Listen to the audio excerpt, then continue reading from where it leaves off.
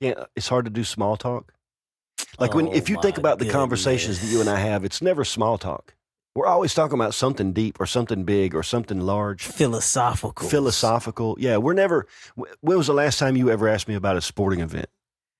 Did you see this game? Never. Never. And you've never heard me ask about, did you see the game? Because I didn't see the game, first of all. Those things don't really, I guess, pique our interest a whole lot. Exactly. Now if I catch it, I catch it. Whatever. Sure. I can enjoy a game, but that's not my go-to if I feel to That's not my go-to entertain myself with something. Which I think is one of the reasons why we have these long conversations. And I guess I find that so many people that I run across in life, really it's just small talk. It's either small talk or gossip. Uh-huh. And I'm not interested in either. I don't want to talk about the weather. I looked at the weather this morning before I left out the house, and I got a vague idea what it's going to do. And whatever it does, I'm still going to do whatever I was planning on doing. I heard it's supposed to rain today. Heard it's supposed to rain today. Yeah, we need the rain. My grass is, like two farmers. I ain't mowed my grass in 2 weeks. Brown spots everywhere. My tomatoes are looking ugly, which I'm not making fun of people that grow tomatoes. I sometimes grow tomatoes, but it's kind of one of those things where if I'm talking to you about something, first of all, it's something I probably have paid attention to before. Mm-hmm. You know what I'm saying? So I might have an opinion on it, and it's more than, I don't know. And it's all an opinion. It's all an opinion. That's all I have, a whole bunch of opinions. A lot of opinions. But hopefully some of my opinions will make people think intellectual. I find your opinions fascinating. Like, I hope I provide some form of, what's the word? What they call when you resuscitate somebody? Like, or you stop the bleeding of someone, hope some type of resuscitation to your thought process, to make people see things a different way. In a different way. You definitely make me see things in a different way. Give you something to think about, Your position on flat earth. Maybe say something provocative. I try to be provocative. And, I think outside the box thinker. We don't got to color in the lines. I think you're right. And I think that the thing I run across so much is that everybody feels like they have to color in the lines. It's not a conversation is not about exchanging knowledge or facts. It's about staying true to your tribe. This is my friend, and so I'm not going to say anything. That's why they say avoid religion and politics. Because in conversation, avoid religion and politics. Yeah, because conversation has devolved from an exchange of information to just a confirmation of tribal bonds. Probably not saying that right. Or really, some people that unfriend me just because of my political views. Oh, for sure. Like I will respect your opinion. You can't respect mine. That don't mean we can't be friends. Isn't it interesting how often the party of tolerance, whichever side it is. You go unfriend me because I think a certain way. Or maybe I didn't even really think that. Maybe I just posted that out there as a thought process to see, we can't even have a conversation about it. Right. People will unfriend you for having, you supposedly can't even have a conversation about, I don't know, pick one. Bruce Jenner? You did name somebody. Okay, but there is a person who walks on the face of this earth who at one point in time went by Bruce Jenner, right?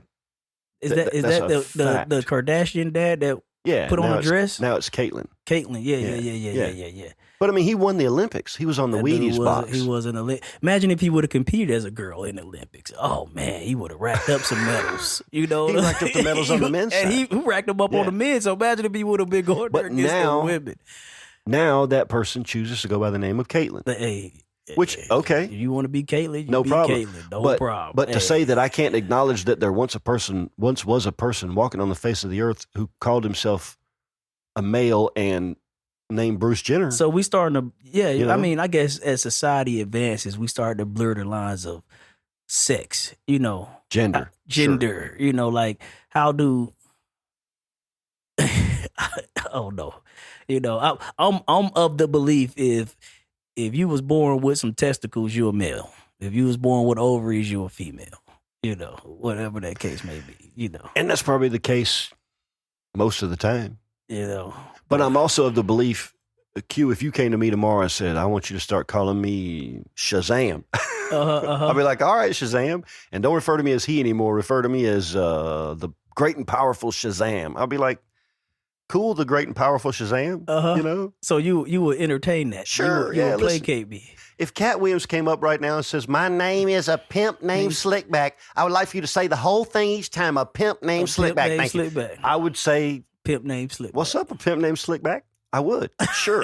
And if Bruce Jenner wants to decide to be Caitlyn Jenner and wear a dress, look, if I was sleeping with him ahead of time, that would have been a problem for me probably. But since I never have or will be interested in, you know what I'm saying? It's like, which I would wholeheartedly agree with you on that. But that doesn't mean I can't laugh about it. It's hard to move the goalposts on someone. Once you done learned me as Q. Right. Now I want to be Shazam. And you got to give me time to be Shazam. You know, if I call you Q, don't be mad at me. Exactly. You know, I'm trying to readjust that new location of that goalpost. And I think sometimes the goalpost gets changed so often. Mm-hmm. Just when I get ready to call you Shazam, now it's got to be Shazam the Great and Powerful. Like, dang, man, I just got used to Shazam. Correct. Come on, a pimp named Slickback. Let a man catch up. Right. You saw I was white. Right. Man, we're recording. Let's go. Let's go. You gonna open us up? I don't know, man. We do this different every time. Go ahead. You got it. I think that's part of you. You want me to do it? Yeah. I don't have anything new, though. I like it when you do it. I don't know about that same tired old, you know. Uh-huh. All right, here we go. You ready? I'm ready. Coming to you now from that 86 Kids studio in beautiful downtown Huntsville, Alabama. Here with my co-host, Q the Messenger, and our illustrious producer, Kevin the Boss Man Richardson. My name is Shane. And I'm Q the Messenger. And this is Vendor Chronicles. Let's go. I like that. That was all right. That was good. It gets better every time. It's fun to do it different. It is. I'm going to do voices from now on. I mean, and we say it's different, but it's still... It's the same. Yeah. It's kind of the same. We pretty much say the same thing whether you do it or I do it. Correct. But it's fun to mix it up, right? Nobody knows what's going on. They don't. It's the intro that never was. Mm-hmm. It really was. So, you went to a wedding today. I did go to a wedding today. I see the turtleneck. You know, I had a nice jacket on. The turtleneck. And I actually started out with like a felt gentleman's hat on, and I took it off because it's not quite the hat that I want. But even Jessica was like, "No, that hat looks pretty good. I should have worn it." But I intentionally didn't wear that jacket down in here because I knew you were going to bust me about it. Oh, man, you cleaned up pretty good. You know, hey. Usually I'm the least fashion conscious person in the room. You cleaned up pretty good, man. You know, you're slim and trim. You know, Thank you, sir. You got all your faculties. You know, trying real hard to be upright at least and not drool. You're a little thin up top, but outside of that, you look pretty good. That's why I always wear a hat. I'm not used to seeing you without a hat. That's why I just brought that up. And it really kind of does change the whole shape of my head, doesn't it? Hell yeah. Did you ever see Stevie Ray Vaughan without a hat? You caught the big head. Did you ever see Stevie Ray Vaughan without a hat? You would never know who he was without a hat. I thought he had some locks, man. Stevie Ray had long hair, didn't he? When you get it, he did, yeah. But when you get a chance, look it up. When he takes that hat had like off, the Hulk Hogan. He really just looks like a dork, man. I can't remember how bald he was. Like the Hulk Hogan bald? No, it wasn't that bad. It was just more receding. Okay, but he just looks like a whole different. With that hat on and a guitar in his hand, I ain't never checked. He looked cool as hell. But if you saw him on a subway late at night, like half drunk, you probably just laugh at him. He looked, yeah. He kind of looks almost. He was old dorky. Stevie Ray Vaughan. Old Stevie Ray.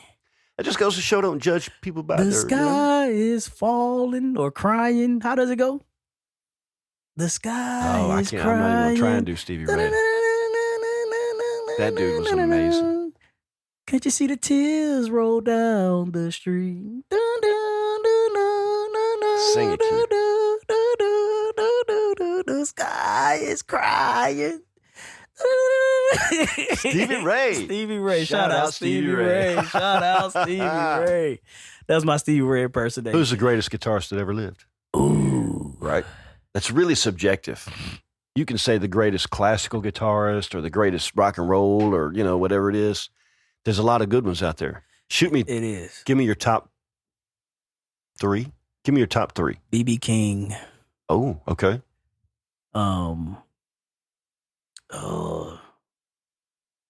Jimi Hendrix. Chuck Berry. You got to say Jimi. Jimi Hendrix. And Chuck Berry was cold.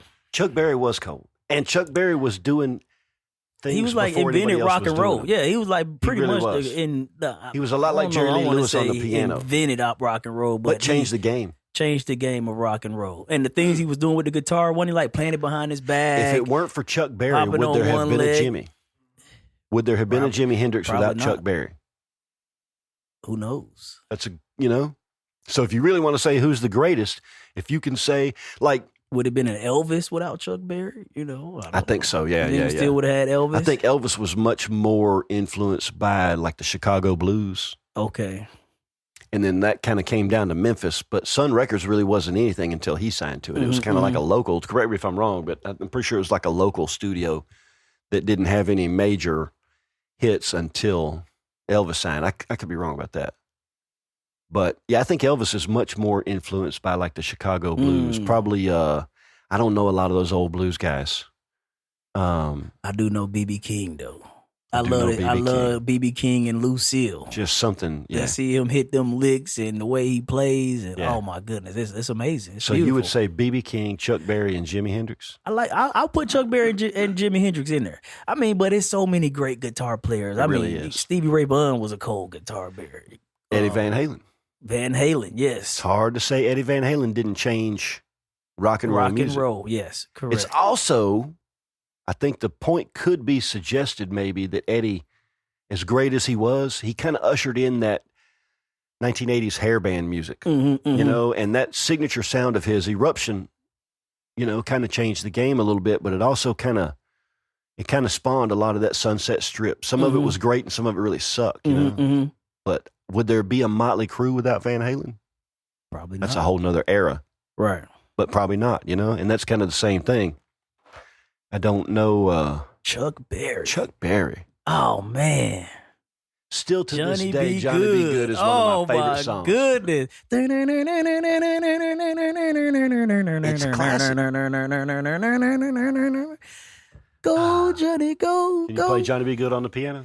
Go, Johnny, go, go, go.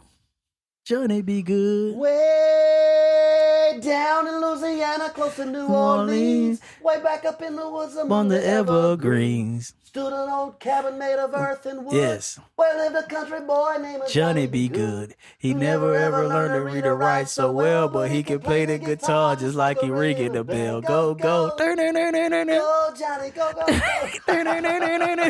Yeah. I sing Johnny in the be good shower is a cold. lot. Johnny be good is cold. Johnny B. Good it's such a... Oh man, Yeah. Johnny. And when you be play that good. opening lick on that guitar, everybody knows that song. I keep hitting my headphones on my microphone stand. Oh man, that's good. What a fantastic! It's really almost a gift for It really musician is. of that quality, of that caliber, to give. When you think about how many people have been entertained, if nothing else, by that song, By that song, or a million other ones like it. right? I used to Chuck have Berry. a Chuck Berry album that I would play weekly. I saw B.B. King in Memphis. I one would have time. loved to see B.B. King. It wasn't even announced. I was Live. in his club in an afternoon. I was there on, can't even remember why I was there.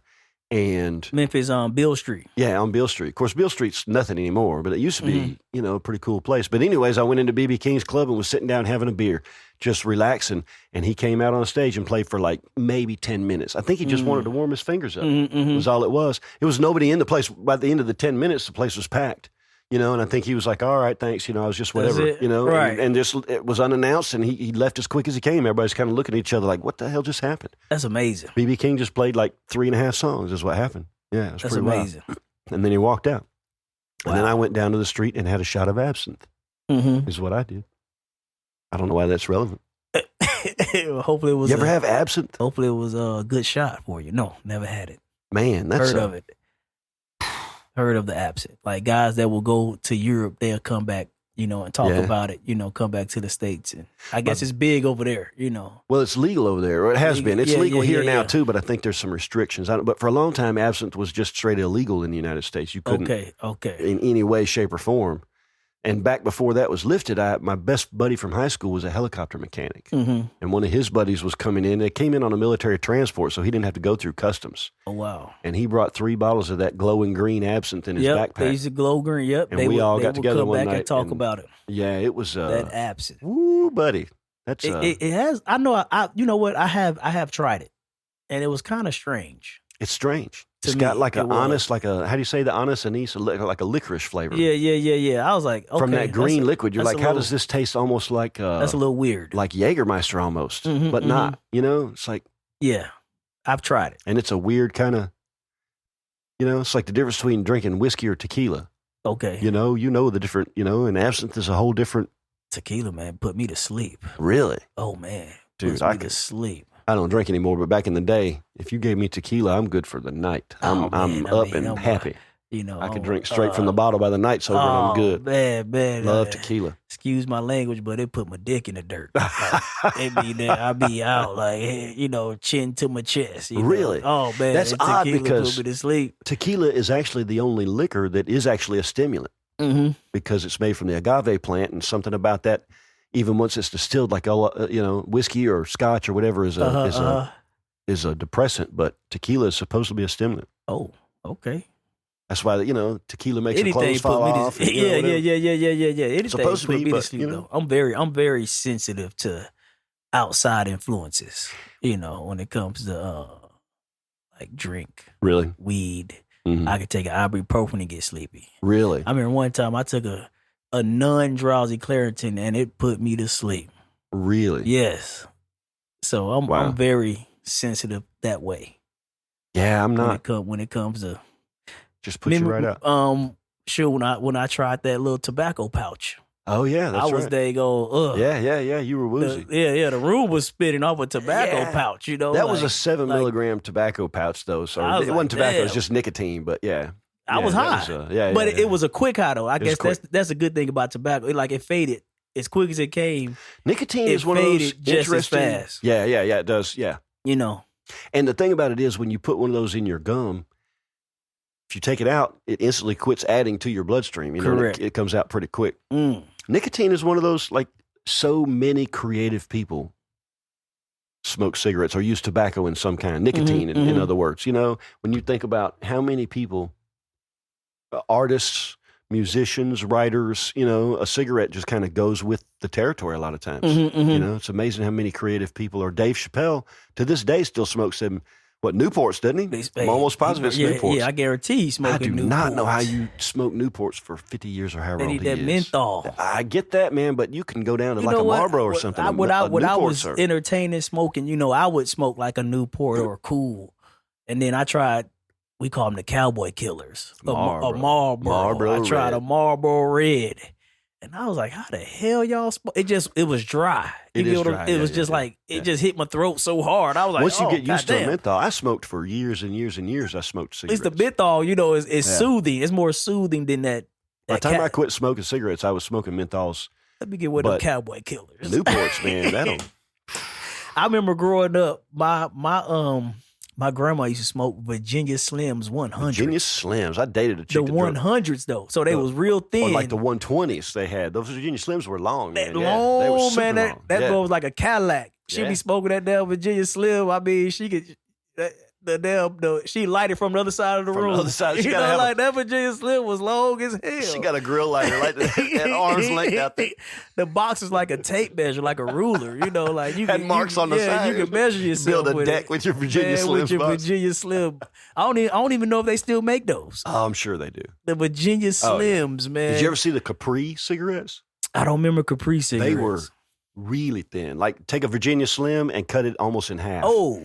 Tiny they had to little. Be real thin. Yeah, because the Virginia Slims were thin. They was like half of normal cigarettes you would see. But the thing was, they advertised them for women, and they said when if you just got time for not a whole one drag would probably kill that. For me, yeah. Me and a buddy of mine bought a pack of them one time just to see what it was like, and it was like, And then it did become a contest, and for real, 2 drags. Who could smoke the quickest? The quickest, yeah. 2 drags, he gone. But if you hotbox a whole box of Capris, you will get that nicotine high. Now I'm just telling you. You got to smoke the whole box. Yeah, but it doesn't take but a couple of minutes. You can do it quick. You can put 3 or 4 of those in your mouth like those old circus photos. When I was smoking weed back in the day, back in high school, when I thought I was cool. Right. You were cool. And I was doing it. Like I said, I was doing it probably more from a peer pressure point of view. I really never enjoyed being high. But it was what everybody did. It's what we did. And so, we used to roll like 2.5s. Some people like to roll the blunts. I like papers. You know, if I was gonna smoke, hey, just roll me up a little 2.5. You know what I'm saying? Or you know the tops. You know, I give you a pack of tops. You know, and you good to go. You know, but I got. Did you ever learn how to roll yourself? Yeah, I rolled them on. Oh, okay. You know, roll them on. Yeah. You know, hey, where I come from, you don't want nobody to roll up for you. You don't know what they might put in putting that damn thing. That's you know, true. You be over there hollering at the moon. You know, you mess around, don't look what people don't have any idea what might be in when there. they rolling up. That's you know, yeah. But I say that because I took some CBD from or some Delta 9 from Tyler, right, Green Acres, right, like a couple years ago. Okay, he gave me some 50 milligram gummies. 50 milligram? You started out with a 50? 50 milligram. He was like, maybe just do half. Yeah. You know, 50's and a so good size, so I had them for a couple weeks. I was sitting on them, you know, and I was scared of them really. But when I finally decided to take them, I had worked all day. I think all I ate was like a bag of Doritos. I worked like empty. a 10, 11 hour shift. Had like a bag of Doritos quick, you know, and like a lemonade, you know, and got back to work. But when I got home, I was like, okay, it's Friday. You know, so this was in the evening after you got home. Yeah, even I was like, it's Friday. Yeah. We don't got nothing on the schedule. You know, the schedule's clear for tonight. We had a big event Saturday morning though. Okay. So I popped the gummy. What time was this? 10 minutes out. It had to be about, I say 5. Okay, so early in the night. Yeah. So I popped the gummy, half of it. I took half. Took half of it. Good. So 25 milligrams. Yeah. So 10 minutes later, my wife calls me. They want us to set up tonight for this event tomorrow.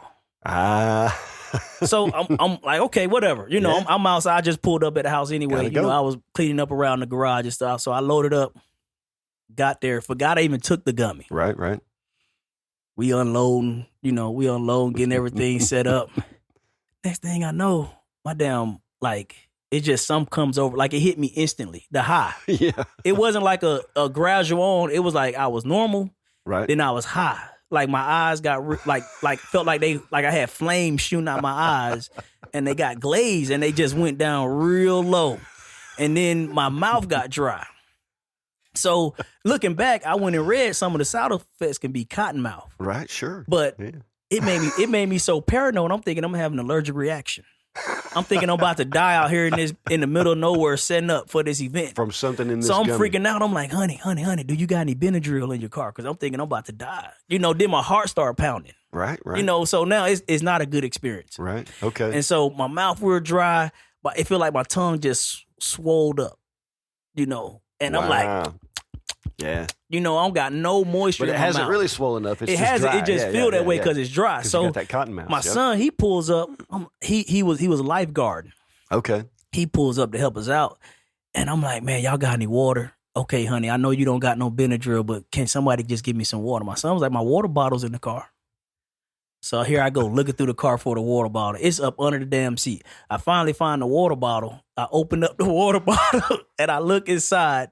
It's grass floating in the water bottle. Guess what I did? Drank it anyway. I still drunk that water anyway. And so I was so high, my son had to drive me home. And he had just got he didn't even have a license yet. He was still a permanent driver. I was like, I can't drive. I'll be DUI. Wow. And then so when I got to the house, man, I started cooking up everything. It did give me an appetite. Sure. You know, and I naturally don't have an appetite. Okay. I'm in the kitchen making eggs, making bacon. Yep. I done baked some biscuits. Right. I mean, I'm chowing. You got some grits down, going bro. on the side. Like, sure. I seriously got the legit high munchies. Right. You know, but so after that, after I took that half, I gave them away. I was like, this ain't for me. Really? It was a horrible. You think you would have had that a better initial experience? was a bad experience. But you weren't expecting it, and then it hit you suddenly when it you hit me forgotten so that hard, you took it. and I forgot that I took it. It just hit me like boom, like a brick wall. And it like because it's like you can't turn it up or turn it down. Like if I'm drinking a beer, you know what I'm saying. I know my tolerance at with alcohol. I can once throttle you eat my alcohol tolerance. Yeah, once you eat an edible, you've eaten it. And when it hits, it's going to hit how it hits. Man, and you got to be ready for that ride. Yeah. It hit me like a brick wall. And if you're not used to it, even a 25 could be. And it made me, and I got anxious. Yeah. That's what happened. It gave me anxiety. You know, now my heart's racing. I got a friend mouth that dry. feels that same way about I'm like, cannabis. this ain't for me. This is not what I do. Interesting. So then I went back to Tyler, told him that whole experience, and he was like, well, I got just some CBD for you. You know, just to calm. Yeah, just CBD. It's not the Delta 9 or Delta 8 they have in their products. And I've tried those, and those aren't bad. Those aren't bad. That didn't give me that experience that I had with the actual weed. I'm also a customer of Tyler's, and I get the 100 milligram gummies. Sometimes you would take one of those? Sometimes I take two. Oh, good poogly moogly. Sometimes I take two. Usually just one, but sometimes two. Them things, they potent. They're strong, yeah. They're strong. Yeah. But for me, it was. But I have I've used cannabis products for a long time. I feel like it's something that has helped me. It's one of those things, you know. I drank for a long time, drank alcohol, and I had to quit. The comedian Ron White's got a theory about alcohol. He says, "Listen, everybody has a certain amount of alcohol that they can drink, and I just drank all mine up right there at the first, real quick." And that's kind of how I feel about it. I didn't really pace myself in my 20s for sure. You know, I only quit drinking back in. It's been less than 10 years, probably 2018, 17, something like that. And I was a heavy drinker. You know, I'm not real sure what it takes to be considered an alcoholic, but I mean, I never like missed work or, you know, I didn't get drunk in the daytime when I had other things to do or, you know. Okay. But I would drink, you know, probably a minimum of a 6-pack a night as far as beer. I mean, then, you know, I don't know. Who knows? I don't know if you call that normal. I mean, I don't know. I got up and went to work every day and, you know, took care of my responsibilities and, you know, my grass was cut and my neighbors weren't mad at me. You know, I didn't get mad and, you know, and I was always somewhere safe. Like I've never had a DUI or been arrested for anything, you know, I've never caused any trouble or whatever. But anyways, eventually I realized that's bad for my health and I just quit it completely. But cannabis has always been around in some form or fashion. When I was a teenager, it was you know, that was the popular thing. And same thing, you know, peer pressure. People have got it, what have you. And I kind of went through a life experience in my teenage years. That's when weed was still normal, though. Weed was still normal back then. Yeah. They got some high grade stuff. That stuff now is, Man, they got some stuff. A guy could be like 10 cars in front of me and I can smell it. Oh, yeah, for sure. Like, whoa. And some of that stuff now, you smoke it and it's a whole new. Blow you away. But I got a trivia question for you. Okay. How many people died last year in the United States due to the toxicity of alcohol? I'm not talking about got drunk and got in a car wreck. I'm talking about they drank to the point where their body, the poison of the alcohol killed them. I would, in the thousands. Pretty sure it's 100,000.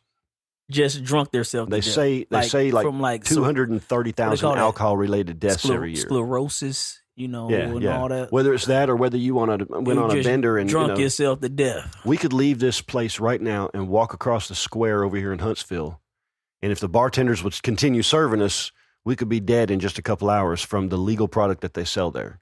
Oh yeah. You could walk into any grocery store, any Walmart, taxed, and buy enough alcohol to kill you tonight. Like it ain't gonna take 10 years; it'll kill you tonight. You can drink enough where you're dead. Yep.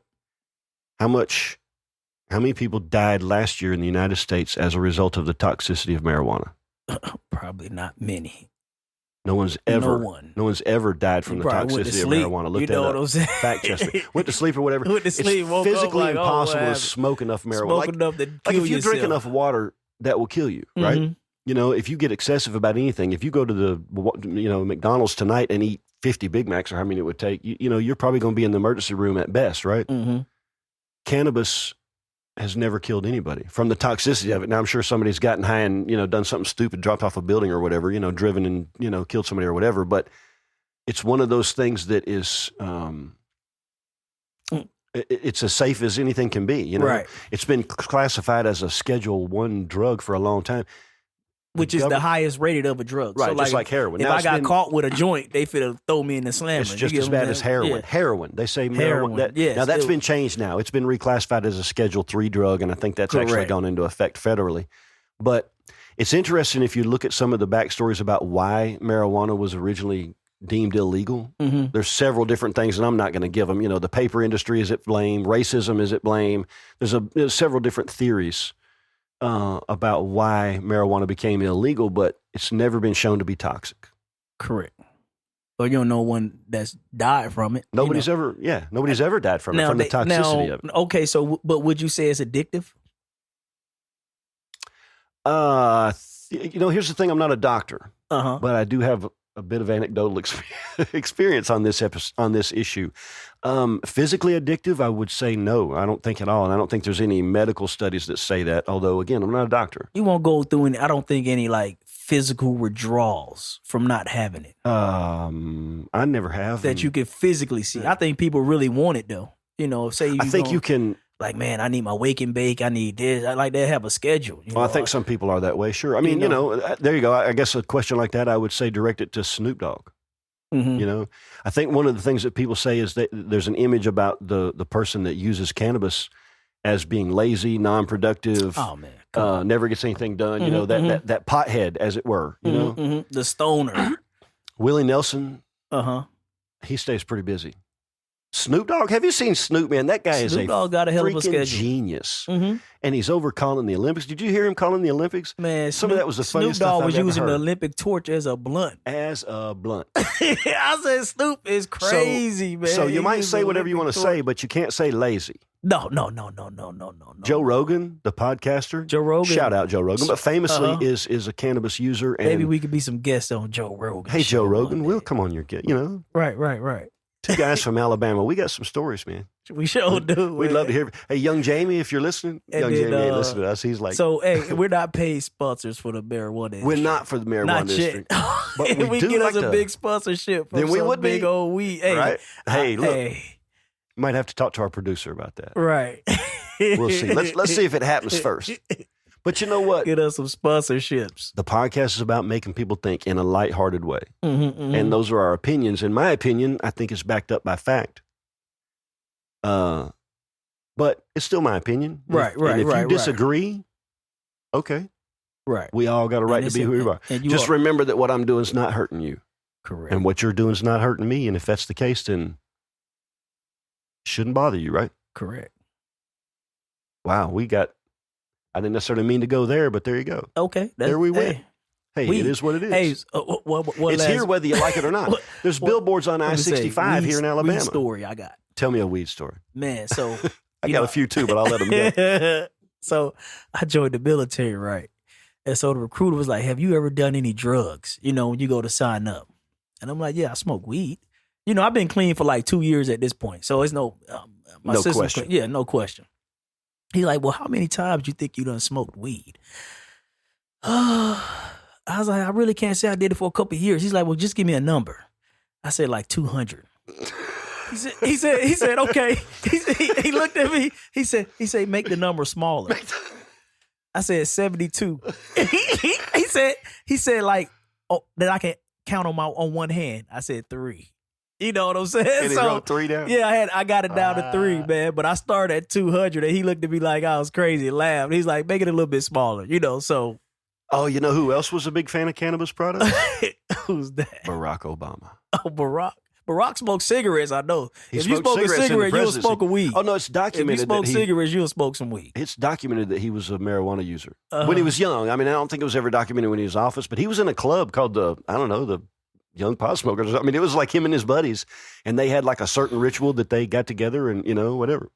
Hell, George W. Bush did cocaine. Hey, George W. I'm not saying cocaine's George okay. W. Bush did cocaine. He did cocaine. They say cocaine's a hell of a drug, man. That's I never partake. You know, fentanyl is a hell of a drug too. If it's used by a doctor under supervision to put me to sleep so they can take my appendix out, I'm real glad there's fentanyl out there. But boy, I can't imagine. Fentanyl is like a stronger morphine, or I think, and it's like it's in an that opioid. Same category as like it's definitely an morphine opioid and stuff like That's that. what killed Michael Jackson. Oh yeah, they put him to sleep night. They were putting him to sleep every night with fentanyl. That's insane. And his doctor, I guess, gave him the fentanyl or gave him the IV or whatever, and then went to watch Maury Povich or whatever, and wasn't monitoring his vitals, and he died right there. Yeah, but he had his own private doctor giving him fentanyl. Can you imagine? That's rich right there when you got your own doctor that can give you. But he was happy. Well, I mean, have you ever had surgery? That's probably what they used to put you out. I ain't never had surgery. It's wild because you'll say stupid stuff when you wake up. Mm-hmm. That first couple minutes, like when I woke up from my appendectomy, they said I asked for my dog. Appendectomy, where they take your appendix out. Oh. Appendectomy. Appendectomy. Today's word. The word of the day is appendectomy. But yeah, they said I asked for my dog. when I first woke up, I'm like, what? My wife was pissed. You could have said something crazier. You know? Oh, yeah. I'm glad I didn't say something crazy. You Yeah. did. But that's what they used. My wife had a wisdom tooth out a couple weeks ago, and they put her out with fentanyl. Okay. So, and she was loopy coming out of it too. Right. But it's fun, you know. You can mess with somebody when they're on fentanyl because they're going to tell you the truth. It's like a truth serum, you know. You can't lie. Serum. You know, so if they answer a question, it's the truth to the best that they know it. You know, but you can mess with folks. You know, I didn't mess with my wife on the way home though. I promise, Jessica, I didn't mess with you. I would have had to. It's pretty fun. Yeah. So we went to a 20-year high school reunion this past. Yeah, that's right. We missed you on Sunday. Yeah, Cynthia, she had her 20-year high school reunion in Atlanta. So, in Atlanta, I was going to ask where that. What part of Atlanta? We was in East Cobb, where her reunion was held. In East Cobb, she graduated from South Cobb High School. Okay. And so I would say she had probably 30 people show up. You know. Oh wow. Yeah. How many years was that? Well, we're 20. I mean, it's been 20. It was 20 years. She graduated in 04. Okay. So this is her 20-year high school reunion. And I mean, we had a good time. I'm glad I took her. You know, she was like, she asked me a couple months ago. She was like, can you take me to my high school reunion? I said, yeah, I'll take you. Sure, if you want to go. You know, I'll take you. But she knew I was mean, like, yeah, I'm gonna drop you off at the front door and keep it moving. You know, call me when you're ready. You know, she was like, no, I want you to go with me. Not drive me. Take me. Yeah. You know, so. That's very funny. But she enjoyed herself. She said she had a good time. Have you ever been to your college, no, high school? I've never been to none of my high school reunions. Yeah. I'm not. I mean, I could care less to see those people. I don't know that I even remember anybody I went to high school with. By the time I graduated high school, I had really checked out of the whole public school system. The public food system. You know, my senior year of high school, I decided that I wasn't going to take final exams. It was kind of started as a bet between this other nerdy dude I knew. And I decided that my senior year, he's like, you can't graduate if you don't show up for your final exams. I said, I bet I can. So I was already on a reduced schedule. I only had like 3 classes or maybe 4. I was on a work release program. And I'm in work release. I said it that way. So what I did was I went to every teacher, found out what the final exam was going to weigh on the final grade and what I needed to average outside of that to still be able to pass the class with a barely passing grade, and made sure that I had that average in every class. So if you made a 0 on that final exam, you still passed the class. I took a 0 on every final exam, still passed all my classes. Still passed the class. Didn't show up for school. I saved up all my absences. I didn't show up at all the last 10 days of school. Like week and a half. You saved up your absences. What, you get like PTO, like but you can have paid time off, you know, in school? Like, how does that work? I saved up my absences. You know, you can only have so many absences before you, you have to take a remedial class or you don't pass or whatever. You know, you can only be gone, 5 times out of the year or whatever it was. Okay. And whatever it was, I made sure that I went into that last, like if I was sick, I still went to school because I planned it the whole year. I was going to skip the whole last week of school and skip all the final exams, take a 0. Yeah. And that's what I did. That's exactly what I did. I didn't even show up. And the school called my parents too, like halfway through that week, said, your son's not been coming to class. And they asked me about it and I told them what I'd done. And they were like, they didn't like it, but what you going to do? What's done is done. And I could show on paper where I'm still going to pass and graduate. And by that time, I think they were pretty much just like, man, let me just get this kid out of here. Correct. We were ready for him to be gone. They're done with you. Yeah, buddy. Yep. I was just lucky to graduate. Oh, yeah? My last year was rough, man. What happened? I got put out for one. Oh, so I had to go. Tough. I had to go live with this lady. That sounds nefarious. I had to go live with this lady. Hey, wasn't nothing nefarious about it. Like I paid her like $100 a week to be there. That wasn't that same girl from when you was 13, was it? No. This. Oh man, if she remembers that and listening to that, hey, I couldn't even tell you her name. But I had to go live with this lady because I got kicked out, and no fault of my mom's, I was just a terror in the neighborhood. Sure. It was like, this guy has to go. And the neighborhood basically gave my mom the ultimatum, like, either he leaves or you gotta. It's gonna be a problem. Everybody gotta leave. Like my mom, my sisters, and stuff like that. So for me to continue to go to the high school, I had to go live with this lady who was a neighbor of ours years ago. Okay. And she was like, yeah, he can come here, but he had to pay me $100 a week. And at the time, I was working out the school. I had a job where I was working probably 24 hours a week. $100 a week is probably back about then was pretty good money. That's probably about how much my first apartment rental was when I look back on it. Of course, that was probably 10 years before this, but yeah, that was decent money. Yeah, that was good. That was for me. That was a lot of money. $100 a week. $100 a week. And but you got to eat her food and She kept Which the I didn't utilities on, bother. and- I stayed. She let me live in her basement. Okay. I rarely went upstairs. Oh, okay. I would take wash ups, because she only had like a sink downstairs in the basement. Okay. The main bathroom was upstairs. You didn't have a toilet down there? I had a toilet. Oh, She okay, did yeah, have yeah. a toilet and a sink. Okay. It was a toilet and a sink. Did you have a shower? No. Had to go upstairs to take a shower. Wash ups. Wash ups, yeah. Yeah, I took sink baths. I Sure. learned. I got real good with sink baths. Sure, You yeah. know what I'm saying? Some hot water, some soap and water, and you Get you a rag and do what needs to be get done. your rag and Yeah. do what you need. Do what you need to do. But that was my last year of high school. So, but I stayed committed to school. I still went. I didn't let that stop me from not going, and I graduated. I was like by the skin of my teeth, But still graduated. but still graduated. Hell yeah. My last year of high school. So. So where'd you set up this week, if at all? Did you have any setups this week? Yeah, I did. I did Sparkman High School. Okay. They had there was a homecoming. Oh, yeah. Homecoming for them this week. So Okay. they had like they called it a tailgate party. Okay. And they invited me out. How'd you do on that? Not good. Not good. I Okay. think I probably gave away more product. Shout out Sparkman High School. Shout out Sparkman Y'all High need to come School. off with some money for some popcorn. This man came all the way over there. Yeah, so What it the was hell? basically like you could set up right here at our the courtyard, but they wouldn't let me go onto the field because on the field during the homecoming they was having concessions and they didn't want me to compete. So I was Okay. across the street from the football field. People wasn't walking out the game to come see me. Oh, for sure. Yeah, that's wild. Even if they're checking into the game, they would have had to Were you still giving a walk out of the percentage way. back? No. I Oh, don't okay. give- But Okay. I still didn't. I didn't make no money. Yeah. I didn't make no money. I'm just saying, if you've been given a percentage back and they still made you be across the Even street, if I did have to give a percentage back, they gonna get $2. They don't get anything Yeah, on that one. it ain't gonna be much, So I set up there Thursday. They canceled my Thursday market because of weather. The wind. You remember Yeah, the yeah, I wind saw that. Thursday? Yeah, yeah. it was pretty high. It was hot. So last week was like, well, I went to Buckhorn. I did very well at Buckhorn. Okay. We went to Buckhorn. I want to say Tuesday. We went to Buckhorn, Okay. and for their homecoming, and I made like $500 in 2 hours, Oh, nice. which is good for me. Sure. Yeah. Yeah. So I don't think anybody be mad show at $500 for 2 I'll show hours up of for work. $500 yeah, for 2 hours, $500 for 2 sure. hours of work. I mean, But it's not 2 hours of work because you still had to drive out there. Of course, I correct. guess if you Buckhorn had a job, was good, like a 45-minute drive, Yeah. from where I live. so door to door, you're talking about probably 4.5 hours plus whatever prep you had to do to get ready to go out there. Correct. I just wanted to point out to, Q says for 2 hours of work, but I know behind the scenes and he's Selling doing a lot more product than- for 2 hours. Yeah, Yes. 2 hours of being open. Being open. But there's an awful lot behind that. There's at least 2 more hours behind Correct. that work. And that's Correct. probably, in our case, we're different because I make my toys. Mm-hmm. You're making your product right there in front of everybody. I've already made mine by the time I show up. Right.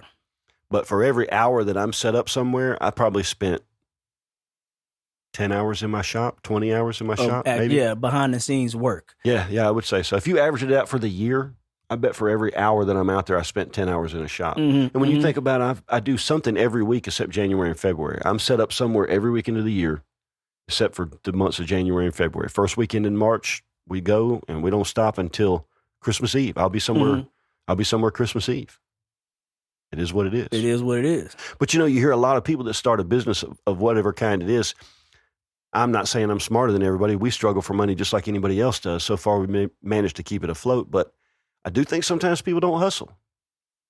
Hustle doesn't, it's like, you got to if you're gonna run your own business, you got to have some type of self motivation. yeah, You got to be motivated. You don't hustle until, it's 10 o'clock at night or whatever it is. You hustle till the job is done. Correct. Period. End of story. And if hopefully you can streamline your hustle where it doesn't require you to work 100 hours a week. But, there's nobody to turn to and say, hey, I've already got 10 hours of overtime. I'm tired. You either go or you don't. You go or you don't. And if you don't go, you don't get paid. And like us, we work on weekends. A On lot of weekends, weekends. for Most sure. of my weekends throughout the year are filled with something. I was in the so fast food I'm like, business. how many people willing to sacrifice their week, what we consider the weekends? You get what I'm saying? So, Yeah. I was in the fast food business for 30 years, so I never had a weekend. Mm-hmm. And one of the things that I like is being able to do something on a weekday. Like if somebody's playing something, it's always on a weekend usually, so you miss that sometimes.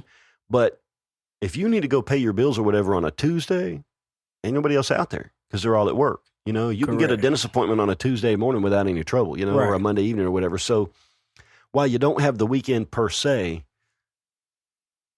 anything other than, other social gatherings, you can pretty much do that during the week and probably be more efficient.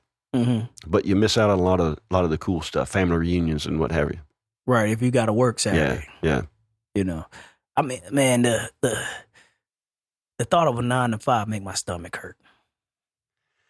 I couldn't imagine, again, having to show up at a job and somebody tell me what to do. Oh, man, it makes my stomach hurt. I just can't. It makes me sick, even thinking about it. Imagine having a schedule. See, you probably, at Tyson, you probably had regular hours, for the most part. But in the restaurant business, I had a different schedule every week. Schedules changing. And I'd have to write it down, and my wife and I would both do the same thing, and we'd leave our schedules posted for each other so we knew when we were required to show up somewhere and do something for somebody else. And I'm not saying I'm against it. If that's what you have to do, that's what you need to do. But I can't imagine doing it again. But oh man, it makes me sick to my stomach thinking about it.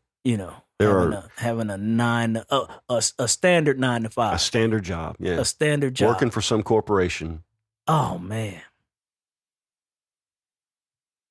that's tough to think about. Oh man, I don't even want to think about it. There are great lengths that I would go to not to have to go back to that world again. I've got to that point. Like now, if it's something I enjoy doing, I enjoy doing it. Sure, but it has to be something I enjoy doing. I'm not moved by money a whole lot. No, me neither. Am I really to go sacrifice 10, 12 hours a day for a good salary? There was a time when I was. Yeah. There was a time at this point in life, I'm like, no, not anywhere close. Oh my goodness. To me, money should be a tool, and I think too often it's a goal. Mm-hmm. And I just think that, I don't know, man, I look around and I see, I was watching a video the other day, a review on a pickup truck. Now, this is one heck of a nice pickup truck. This was a Ford Power Stroke diesel Super Duty 250. You're talking $90,000, $100,000. Right at $100,000. Yeah. The top of the line on this pickup truck, you can tow 40,000 pounds. 40,000 pounds with a pickup truck. Pull a damn house. That's half of a semi. Mm-hmm. A semi was rolling 80,000 pounds, so you can on 4 wheels. But anyways, $100,000. Now you ride down the road and you look at the cars around you. Used to be. And I'm not saying things used to be better because I like modern day cars, but there's a lot of money on the road now. Oh, you don't see too many hoopties on the road. You don't see too many hoopties on the road, and I think that. When last time you seen a legit hoopty coming through Huntsville? Oh man, yeah, it's been a while. Like we walk out there now, it's like these are nice cars. I think we've gotten used to a certain standard of living. What happened to the hoopty? And we're just running in. What happened to the hoopty? What happened? Shout out to hoopty. What happened to the hoopty? Shout out, you know what? If you ride around in the hoopty, man, that thing is saving you so much money. Like you ever seen that commercial where the guy turned on his air in his car? The car's paid for, and when he turns on his air, it's pouring out money. No, that's what your hoopty's doing for you. That's what your hoopty's doing for you, though. That's right. That thing's pouring out money. A car payment. That's one of those things that. Man, I got suckered into a car payment on this truck I have now, and I was like, what was I thinking? I was like, I would never do this again. And at the time, I had the money to go buy me a decent truck cash if I wanted to. But I was like, I'll take the payment. I'm going to make it easy. Yeah. Yeah. I don't know what I was thinking, You had your bet because you got money in the bank and you want to make sure it money stays was there good, and I was like, you live, you learn. Like I said, I never get another mortgage. I would never own another mortgage in my life. After we sell this home and hopefully I make, some good money. Sure. And I'm going to go buy me a couple acres and we going to live in a trailer. Sure. While we gonna build. That's not the final goal, but while we gonna live in a shack or whatever. While we build, like check to check, we gonna be. It's not fit to be I owe this amount of money. We're saving up for a roof. Because we're saving up for a roof or whatever it is. Say you have these mortgages. I fit to get on my soapbox a little bit. Then I'm gonna digress. But I like it. Go. You have this mortgage, 30-year. Most mortgages 30 years. For your average person. Most of the time, sure. Say you go 29 years. Paying that mortgage, then that last year you get sick and you can't pay no more. What happens? Well, eventually, first of all, if you get down to that last year, I think the chances of you losing your house, especially if you get an attorney, are pretty low. But you don't think they'll come take that home from you? I don't think so. But here's what does happen, and I know somebody. Let's say even at 15 years. Okay, 15 years. So at 15 years, what's going to happen is the bank is going to come repo your house. Mm-hmm. That costs a lot of money for them to do. So you're going to pay for all of their lawyers, correct, and every administrative, and they're going to charge you for that. And then they're going to take possession of your house and they're going to sell it at auction. That's And insane. If there's enough money left over after paying everything, then you get whatever's left over. But if there's money still owed, you still got to pay that money. You still got to pay Yeah. that money. Yeah. You've been dedicated to this house for 15 years. I still don't think it's a racket. Most things like that I think are. Here's the way I look at it. Mm-hmm. Let's say I came to you and I needed So do you some really money. own that home? I'm sorry, but do you really own that home in that case? So no, you say, no. yeah, I'm a homeowner. Are you? Until you have the do deed you have in your a mortgage? hand, Are yeah. you really a homeowner? You're a home borrower. Yeah, you're a home borrower. You pretty much written to own right now. Yeah. Until you get that deed. Yep. Yeah, the mortgage just makes it a lot tougher for them to take it away from you. It takes a long time, you know. But I guess I look at it this way. Let's say I'm hard up for money and I came to you and I borrowed 10 grand. Okay. Q, man, I need some money, bro. You know. Hopefully I have it then. Right. Hopefully I don't need that much, right? But let's say I did, right? And we set up a thing, and over the next 10 years, I'm gonna pay it back to you. That's a long time, right? But anyways, let's say that's the way we set up. Give me $1,000 a year. $1,000 a year for 10 years, plus whatever interest you hit me for. Okay. But halfway through it, I quit paying. Okay.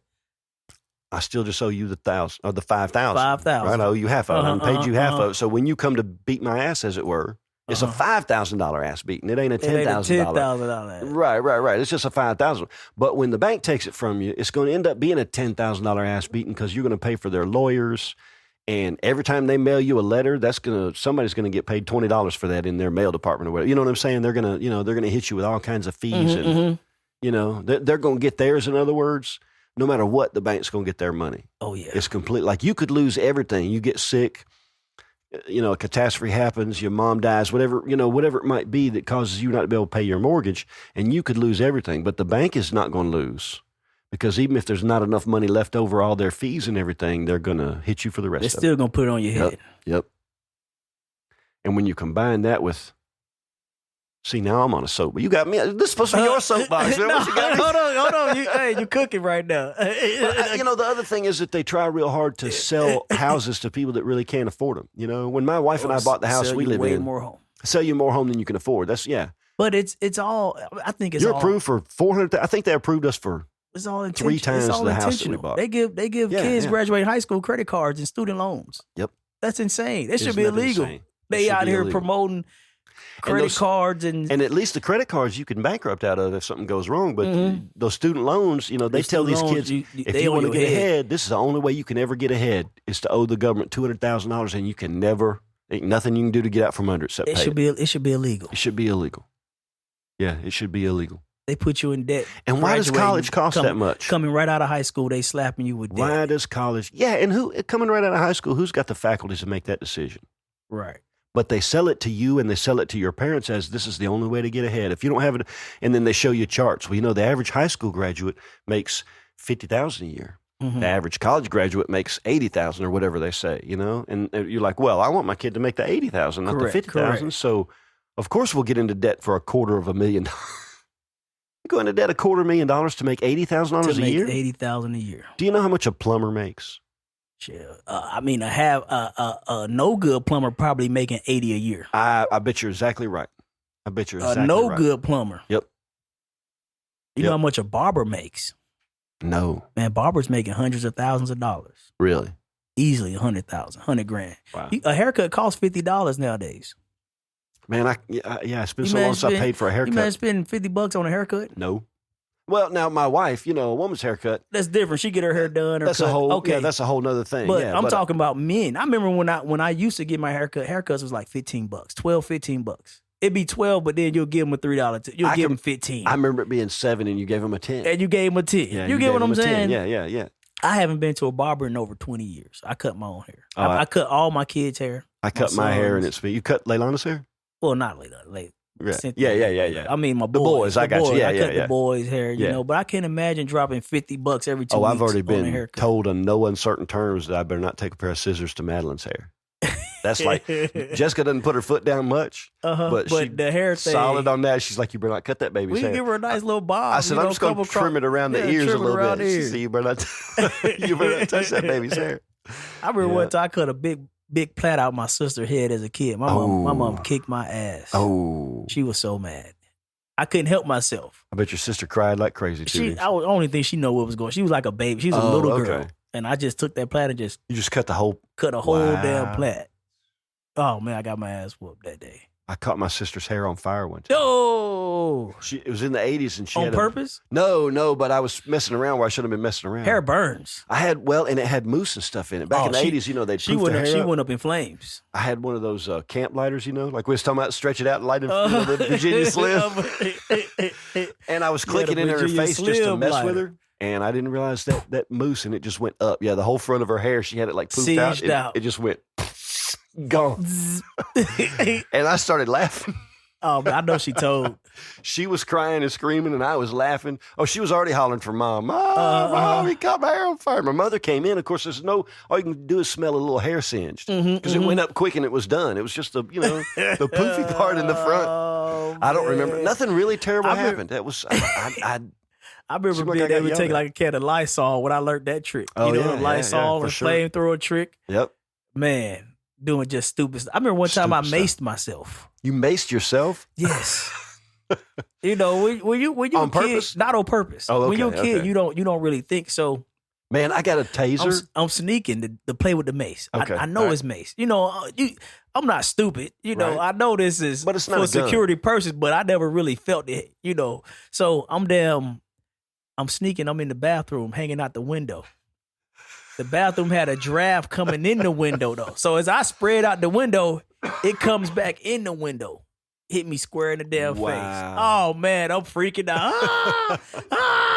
My grandma coming there like, you little stupid motherfucker. What you doing? You know what I'm saying? Like, man, I used to do some stupid stuff as a kid, man. Maced I yourself? maced my damn self.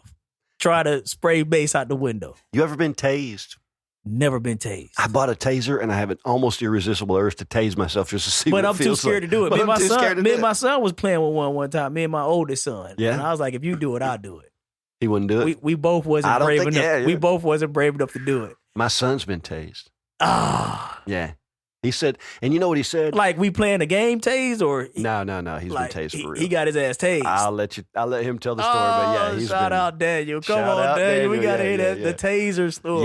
Yeah, he's been tased for real tased. Yeah, and he said it's it's as bad as you think it's going to be. As bad as you think it's gonna He said be. you don't want it. He said I really don't ever want it to happen again. So Wow. yeah. Like I said, I don't know.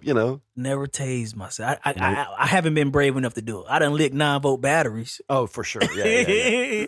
You were licking a 9-volt battery? I've licked Oh, amazing. ooh. You still kind of do it to see if it's good. You're Right. like, let me test this battery and see is it good. Good. That's good. Hey, we were talking about Joe Rogan, and now we said, ooh. Uh-huh. Anyway, sorry, that didn't come out good. Smelling salts. I never tried smelling. I heard they're tough. I heard it's rough. I heard it's tough, but I heard you feel great afterwards. Just opens up your sight. It's not a drug. Smelling salt. Right, just right. like, But like it get what you, they- you see like the power lift is there. Yeah, they hit that. Yeah. Yeah. Apparently, you can breathe a little bit better for a little while afterwards. I don't know. Wow. It'd be kind of fun to try it. Smelling salt. But you see them doing it on Rogan, and they're like, it's like the worst thing in the world for about 5 seconds. I'd do that over tasing myself. I would too, for sure. Yeah, I would definitely try I haven't been brave. brave. I would have to someone else would have to do it. I don't know if I can intentionally just hit myself with it. Like, okay. When I was a kid, my buddy Do had a it. pool, Uh-huh. and he taught me into putting my face into a thing of chlorine, like a bucket of that chlorine that you put in a Oh. pool, which of course is dangerous.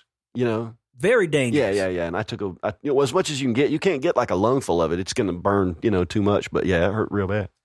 Yeah. Yeah. He thought it was funny.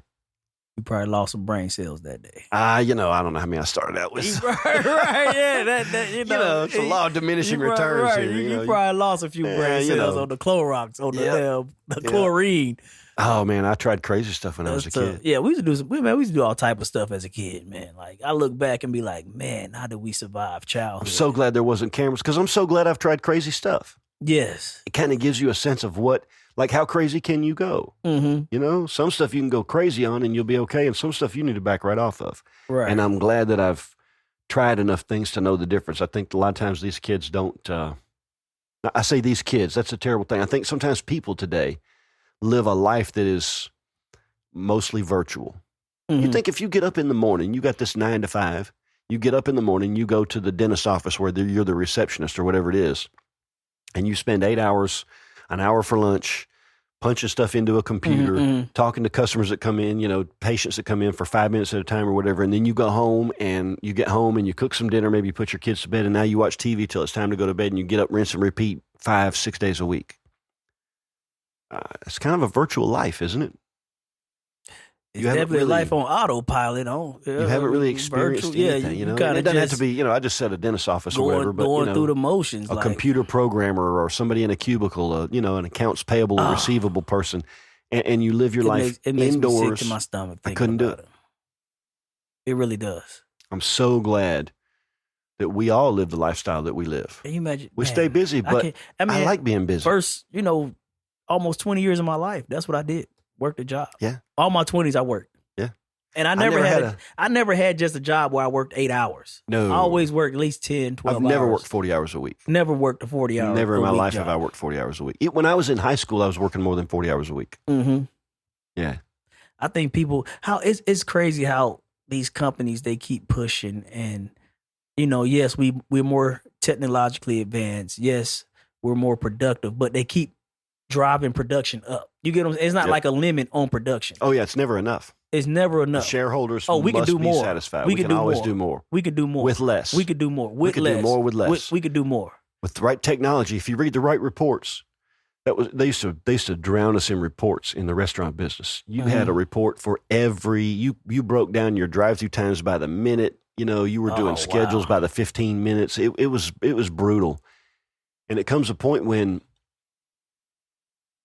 real customer, you know, the one thing I loved about the restaurant business initially was that you were serving people. There's a satisfaction in that. Right. Put a smile on someone's face. You put a smile on somebody's face. You gave them food that was good. You know, there's a satisfaction in that I think, I don't know if you can get that from very many other things. Feeding someone is almost a sacrament, you know, a food. And they tell you it's good, especially if they tell you it's good. Especially if they tell you it's good. And the service was good. You know, if you can make people happy, and what better way than give them good food served well.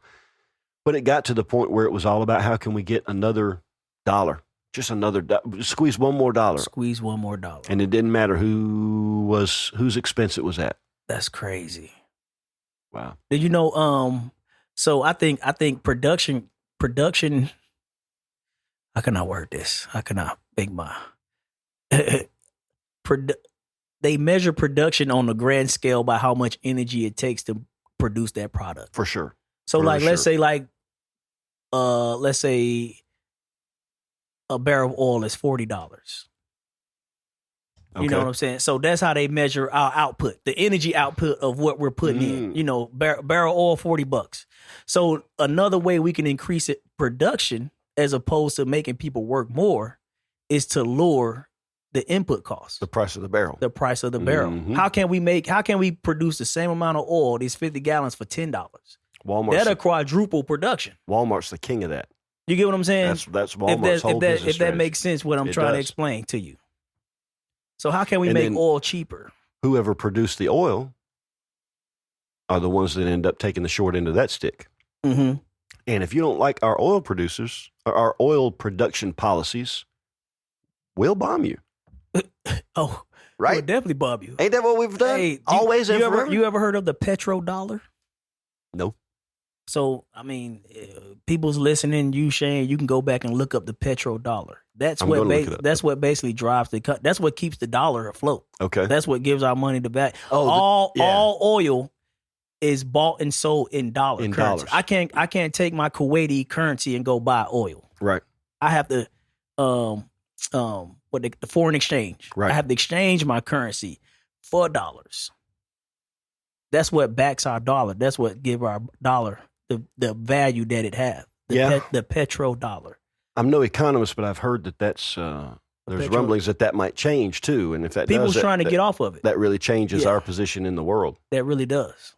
And people that tried to stray from that, like let's take what's his name, Gaddafi. Gaddafi. Muammar Gaddafi. Yep. Man, that guy, he used to hang out at the White House. Yep. We made him a bad guy because he wanted to pull off of the dollar. We turned him into a terrorist. We definitely turned Gaddafi into a terrorist. That guy was doing so much for his country. If you go look up what he was doing, it wasn't no homeless. The streets was clean. People was going to school for free. He was sending people to America. I mean, he was doing a lot for his country. He was doing a lot for his country, but he was also sending folks to kill dissidents, and he had a secret squad of he called them a police force, but they were really a death squad that would, get rid of people. Well, America don't. Gaddafi did. Not in America. No. I agree. Oh, yeah. Come on now. He's still he's still having to run a country. You get what I'm saying? So I mean, I'm not saying he was, his shit didn't stink. Right. For lack of a better term. But ours does too, to your point. He was doing a lot of good though. That's true. And he used to hang out at the White House. He did. And we turned him into a terrorist. But the main reason was because he was going to start buying all his oil in his currency. And he was going to unite Africa. That I did not know. We had to get rid of him. Yeah. We can't allow anybody else to be. I say that's a conspiracy, but it's fact. Every fact starts out as a conspiracy. This is known knowledge. You know what I'm saying? Right. Our influence. Man, we've been here over an hour again. I know. We always do this. I can get to talking and, you put me on a soapbox. If you gave us 10 topics to cover in an episode, we'd get maybe to one of them. We might get like halfway through the second one. Maybe. You know what I'm saying? I don't know. Well, I just want to shout out one thing. Okay. Today is a monumentous day for us. Monumentous. It's not monumental, but it's monumental. It's a big day for us here at 86 Kids Studio. Yes. Because this is the first time that we have recorded a podcast since we become published podcasters. Those of you that are listening to this, you're listening to it on Spotify or Apple or one of the major platforms, but this is the first time that we've recorded since episode 1 went live to the public for anybody in the world to see. And speaking of anybody in the world, I just want to say this. We looked at our stats as we sat down tonight and looked at our views. Would you believe fully 10% of our downloads are from Europe? Yes. We don't even know anybody in Europe. We have a European. We're huge in Europe right now. We're really huge in Europe is what I'm trying to say. That 10% again of our, that's significant, right? 10%. 10% coming out of Europe. Shout out Europe. Shout out Europe. We love the Europeans. We love the Europeans. We love the Europeans. And we are Huntsville's hottest new podcast. Huntsville's newest and hottest new podcast. Shout out Huntsville. We were downtown. We were sitting outside of Honest Coffee Roasters just a minute ago. A few whiles ago. Shout out Honest Coffee Roasters. Shout out Honest Coffee. But we did comment again on how beautiful downtown Huntsville is. It is a very beautiful city. I'm going to enjoy it as we leave here. But leave here we must, because Mr. Producer Man will kick us out. Correct. I recommend you come visit Huntsville. Come visit Huntsville if you get the opportunity. Come visit Call Huntsville. one of us and we'll give you a tour. Most definitely. So, Q, got any words of wisdom for us this week? What you going to leave us with? I want to get to the point to where I'm, articulate enough and intellectual enough to come up with my own, funky quotes. You know what I'm saying? It was once said, Q once said, I want someone to quote me one day. Okay. But I'm not there yet. But I don't know. I do have some food for thought, just from my life experience. Enlighten us. So I went and had dinner yesterday. Remember I told you I was in Atlanta. You did. Where'd you get? We went to Applebee's. Cool. Applebee's had some decent sales going on. Sure. It was cheap for everyone. But beats McDonald's. I went with my uncle, my grandmother, and my great aunt. Okay. And my family. And so we had a good time. We caught up. We laughed. And as we leaving, we went to my grandma's house. We was going back to my grandma's house. And my uncle was driving my grandma and my auntie. So he was going to drop my grandma off first. And then after he dropped my grandma off, he was going to take my auntie home, my great aunt. Gotcha. Okay. And so when we get there, I had a surprise from my grandma. I had a picture. She asked me for some pictures a couple months ago. Okay. And I said, I will get it. I'll get it for you. It's been about 2 months. And I haven't spoke with her soon. She just sent me a message. Hey, I need some pictures. And so I put together this whole picture collage, of my family. Okay. And I went and hung it on her wall and stuff. Sweet. But as I was giving it to her, I didn't hear it, but my wife heard it. She said my auntie was saying that my grandma gets everything. This is her sister. Okay. Saying she gets everything. And I believe she felt that way because she don't have no one. So I talked about her son, I think, a couple podcasts. This is I don't know if you remember when I talked about my cousin Boot. He the one that told me don't get no baby mamas. Yep. And he's the one that passed away. Absolutely. So that was her only child. Okay. And he only had one child. Okay. So after, Boot's child, his daughter, and I think their relationship is torn. Gotcha. So she really don't have no family, no direct descendant other than her sister. Okay. You get what I'm saying? That's got to be lonely. It has to be very lonely. Mm. And so my grandma, though, has multiple grandkids. Right. And her grandkids have kids. She gets everything. She gets everything. Hmm. So I just want to leave people with the thought of, if you don't have any kids, you're going to die a lonely death. I mean, I don't know how else to say it, to make it sound nice or to dress it up, but my auntie's going to die a lonely death. She has no one other than her sister. That's tough. At the moment. And I'm going to do my best to try to reach out to her more. Sure. But it's a different relationship between your grandma and your auntie. Exactly. But if she asked me for anything, I would give it to her. Of course. You know what I'm saying? No problem. You need to get her a picture. I need to get her some pictures. Yep. And I definitely will. Yep. But I only get my grandma those pictures because she asked. And I try to be a man of my word. Yeah, it took me 2 months. Sure, yeah. She lives hundreds of miles away, but I still got it to her. Still got them. You get what I'm saying? 2 months is pretty good, but quite frankly. it just made me think, like, man, how lonely can it be if you don't have it's a lot of people with no kids. No kids. Yeah. And you're going to get old. Old people have a lot of time to themselves. It's true. Especially when you don't have no one. And she don't have no one. So I just want to make people think about your future. Yeah, it's good right now. I don't have no kids. I'm living my life. Everything's all well. But one day you're going to be 75 years old, sitting in a home, sitting in a room, 4 walls, and the only visitor is a nurse. Mm. And hopefully she ain't coming just to wipe your ass. Watching Law and Order reruns. Watching Law and Order reruns. Yep. Jealous of your other people that actually has a family. Sure. I heard a guy say one time, he was talking about his grandma, and I think it was Andrew Tate. And I'm going to paraphrase what he says, and then we're going to get out of here. He was basically like sitting around watching his grandma die. She wasn't talking about all the money she made or all her accomplishments. Mm. She was talking about her family and how happy she was to be surrounded by the people that loved her or that she loves. Everything else doesn't matter in the end. Can't take that money with you. You can't take it with you. But those you memories can't take are those yours. accomplishments with you. Nope. But those memories are yours. Yeah, they are. Forever. That's the only thing you can take. So make the memories instead of the money. I think that's what you're trying to say. Make the memories instead of the money. Yep. And don't die alone. Don't die alone. Find you somebody. Whatever you got to do. Don't die alone, man. So that's just my food for thought today, to try to put a defibrillator on people's minds and just to get them to think. Ooh. That's all I got. Cue the messenger. Shane the brain.